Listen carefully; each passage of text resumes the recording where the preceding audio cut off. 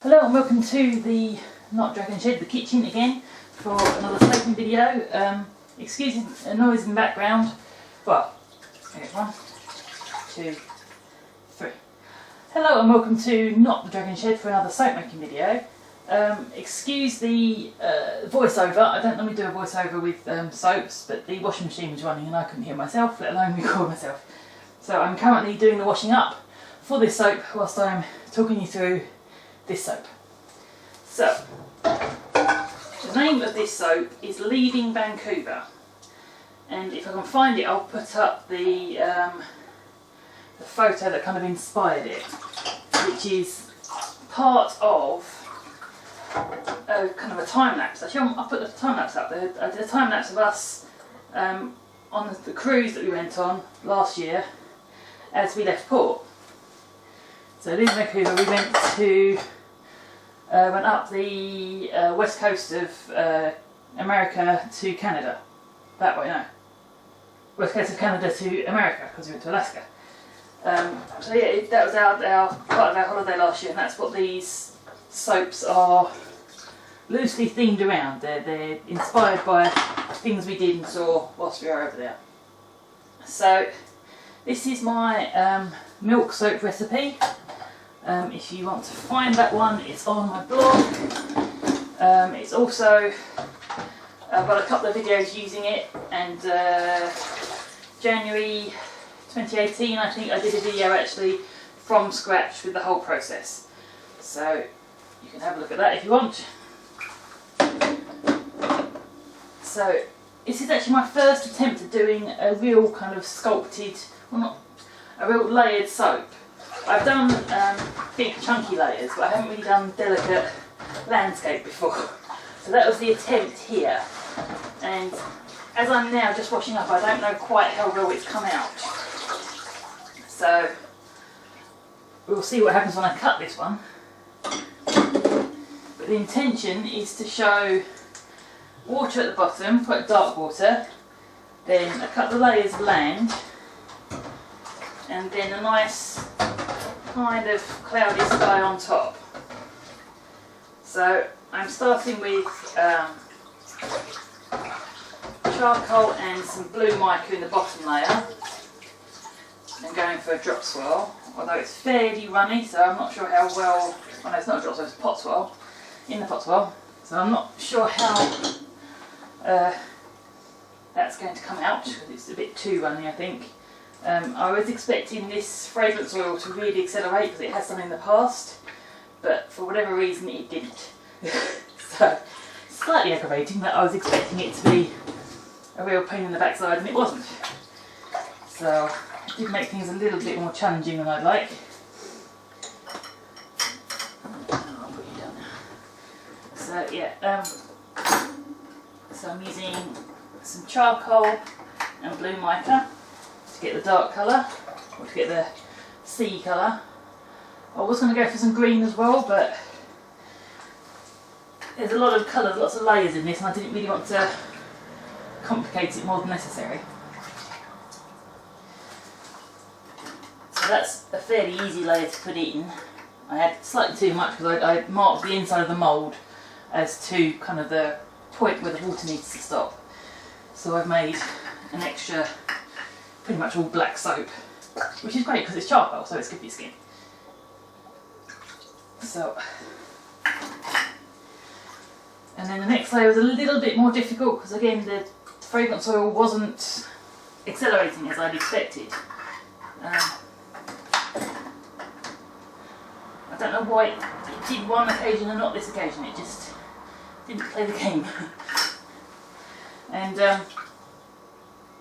yeah, so I kept kind of whizzing it to try and get it slightly thicker so that I could mound up layers and make more mountainy kind of shapes and things. Didn't quite work.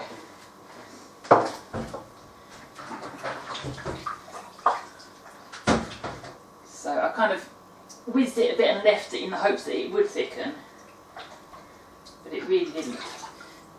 Which is great on some occasions, but not on this one.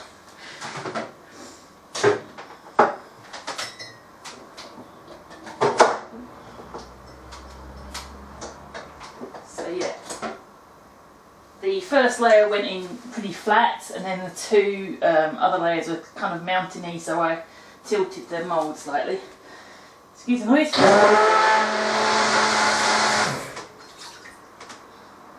Yep.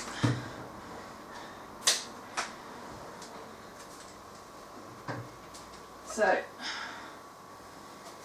I end up kind of moving on to the sky layer before I'd finished putting in the land. I wanted that to thicken slightly,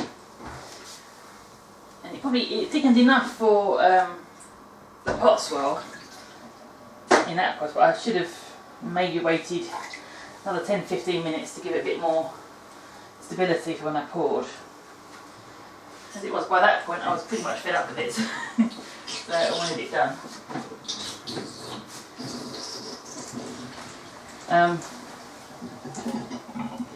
So yes, second layer was complicated and didn't set up, and then the top layer went really easily. So by the time I got to the end, I was actually quite good at it, which is ironic. I've not done soap, well, I've not made soap for quite a while. The last one I made was before Christmas, so I'm a little rusty. So I don't know why I end up doing a really complicated one when I'm this rusty, but it's a learning experience. And the next one I've got lined up is really, really easy. So yeah, watch out for the next one. I'll put up the picture of Vancouver again and see if you can see the landscape in this soap. I'm not sure I can. At least I haven't cut it yet, and my brain, my imagination is showing me all sorts of weird things that aren't quite right. So we'll see in 48 hours whether or not my imagination works, and whether or not this actually looks like a muddy puddle or a bit of landscape.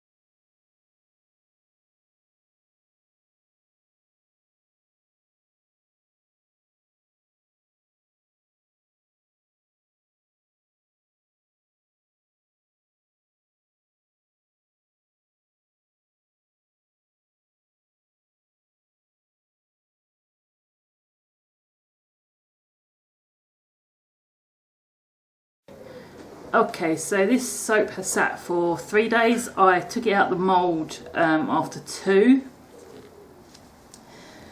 but the white layer is still a little soft, whereas the black layer is quite firm, which is odd. Yeah, the single white bar here is very soft, whereas this one is rock hard. So yeah, as you can see, I'm reverting to my old style of curing rack at the minute. I'm going to have about 4 or 5 batches of soap coming through in very short succession, so I don't have enough room in my little pull-out thing at the minute to put them all in, so I'm going to start in here and then finish up back in the rack. So I've just put a little web of string across the bottom. It's had a spray of alcohol, so it's clean. So yeah, so I've just weaved together the lines so it's all stable and it won't shift. So I'm just going to move these into here, trying to sit them across a couple of intersections so they're slightly more stable. I was going to use the bamboo skewers I had previously, but they have disappeared. So back to the cutting box, and I'm going to turn this one on its side because I don't want the white to kind of smear into the black too much. It's going to do it to some degree, but not too much. So ideally I could get many bars out of this, but I don't. Yeah, I think if I push it up and take off the end bar, or not even as a half bar, so what I'll do with the end pieces is I'll just mash them together, so you know, with one Siamese slightly scrappy one that's for household use. So I'm not sure if this is the way to go, or I should be getting a carving knife. We shall see how well this cuts. Okay, so it seemed to cut quite smooth. Have a look at the end piece. It's quite bubbly and broken up there.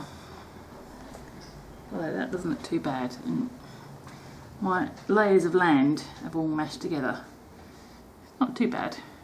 Could be better. So I'll put that to one side, and I'm going to clean off my blade between every cut because this is so soft. And I won't bother trimming or won't bother beveling the edges until these have sat for a while, I think.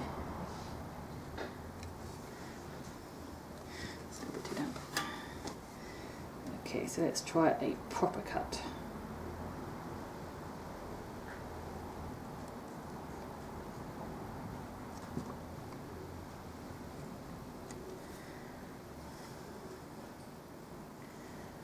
That's looking a little better. You can see there is some definition in those land layers, so I don't think that's too bad. It's not as stark as I wanted. I wanted more kind of a valley, but I think that actually works. It looks a bit closer to the video, or not the video, the video or the photos I've got, so it's not too bad. So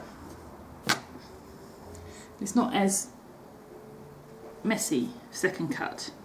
So I think it's going to be a lot better to cut generally. So I'll cut one more, and then you don't need to see the rest, I don't think. So I'm going for about 1 inch, so it's 2.5 centimetres.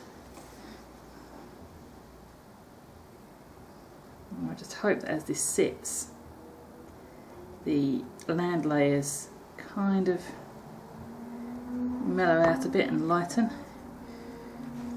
Maybe added a bit too much charcoal to that.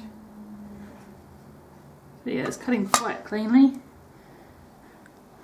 It's definitely, you can see the different layers, or at least I can from here. You can see the different layers of land here, swirly sky and swirly sea. So I think my Leaving Vancouver soap is done, and I'll see you again next week.